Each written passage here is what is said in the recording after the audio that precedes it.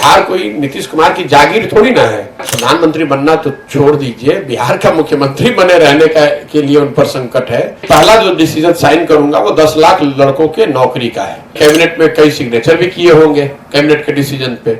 मैं ये सोच रहा हूं कि 10 लाख नौकरी वाला जो डिसीजन था, मतलब कलम टूट गई है या स्याही सूख गई। नमस्कार, मैं विकास सिंह और आप देख रहे हैं देशवा न्यूज। चुनावी रणनीतिकार प्रशांत किशोर का इस वक्त बड़ा बयान निकलकर सामने आया है। उन्होंने सीधे नीतीश पर हमला करते हुए नीतीश के चेहरे पर ही और उनकी पार्टी पर संदेह खड़ा कर दिया। उन्होंने कहा कि आगामी चुनाव में नीतीश के चेहरे और नीतीश के पार्टी पर एक भी वोट नहीं मिलेंगे और न ही नीतीश अपना पार्टी बचा पाएंगे। वह बिहार के डिप्टी सीएम तेजस्वी के बारे में भी क्या कह रहे हैं, सुनिए। मुख्यमंत्री बन जाए, प्रधानमंत्री के चेहरा बन जाए, वो तो नीतीश कुमार का मतलब ऐसा है कि बिहार कोई नीतीश कुमार की जागीर थोड़ी ना है जिसको अपना चेहरा बनाना है दल का बना दे। प्रधानमंत्री बनने की चर्चा, मुझे तो ये चर्चा कहीं नहीं सुनाई दी। जिस दिन से नीतीश जी महागठबंधन में आए हैं उस दिन से ही मैं पत्रकारों को लगातार कह रहा हूं कि मैं इसको राज्य स्पेसिफिक घटना मानता हूं। नीतीश जी की क्रेडिबिलिटी आज के तारीख में ऐसी नहीं है कि उनके बारे में बिहार प्रधानमंत्री बनना तो छोड़ दीजिए, बिहार का मुख्यमंत्री बने रहने के लिए उन पर संकट है। कहीं कोई चर्चा नहीं है, कहीं कोई प्रयास नहीं है। ये चर्चा कौन सुन रहा है मैं तो नहीं जानता हूं। जहां तक दूसरी बात है वो ज्यादा महत्वपूर्ण है। उन्होंने कहा कि 25 का चुनाव तेजस्वी जी के नेतृत्व में लड़ा जाएगा। तो मेरी मांग ये है, मेरा सुझाव भी ये है कि भाई 25 तक इंतजार करने की जरूरत क्या है।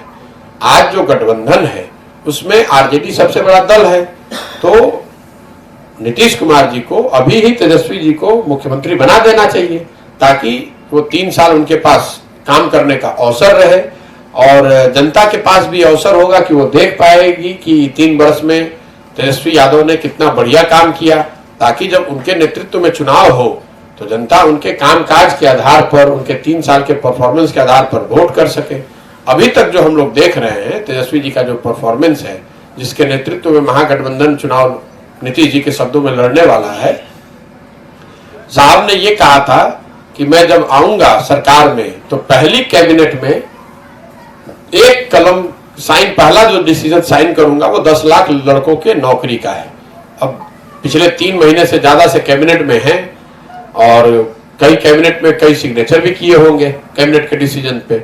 मैं ये सोच रहा हूं कि 10 लाख नौकरी वाला जो डिसीजन था, मतलब कलम टूट गई है या स्याही सूख गई है, ये तो नीतीश जी और तेजस्वी यादव ही बताएंगे। देखिए, ये झूठे वादे करना और लोगों को भ्रम में डालकर वोट लेना, इनकी ये पुरानी फितरत है। एक बात तो तय है, वो नीतीश जी ने अपने बयान में भी स्वीकार कर लिया कि नीतीश कुमार के चेहरे पर और तीर छाप के बटन पर, उस पर तो कोई चुनाव जीतने वाला नहीं। वो तो दल बचेगा ही नहीं।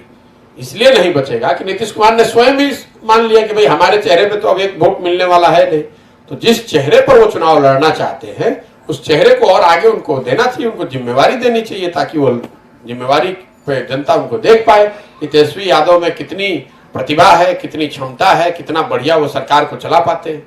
न कि आप नेता होने के नाते, सामाजिक कार्यकर्ता होने के नाते, राजनेता होने के नाते, मंत्री होने के नाते आपने काम क्या किया। जी हाँ, सुना आपने कि किस तरीके से नीतीश पर हमला करते करते वह तेजस्वी यादव के बारे में भी कह दिए कि जैसे नीतीश कुमार ने घोषणा किया कि 2025 के चुनाव में वह महागठबंधन के साथ बिहार में दमखम दिखाएंगे, तो अब उन्हें बिहार का सीएम तेजस्वी यादव को बना देना चाहिए ताकि लोगों को 3 साल का मौका मिले और लोग ये तय कर पाए कि तेजस्वी यादव किस तरीके से बिहार के लोगों के लिए काम करेंगे, ताकि वह आने वाले आगामी चुनाव में विधानसभा के क्षेत्र में उनका काम देखकर उन्हें वोट दे और उनकी सरकार एक बार फिर से बनाए। फिलहाल के लिए देशवा न्यूज में इतना ही। देश दुनिया की तमाम खबरों के लिए बने रहिएगा देशवा न्यूज के साथ। तब तक के लिए मुझे दीजिए इजाजत। धन्यवाद।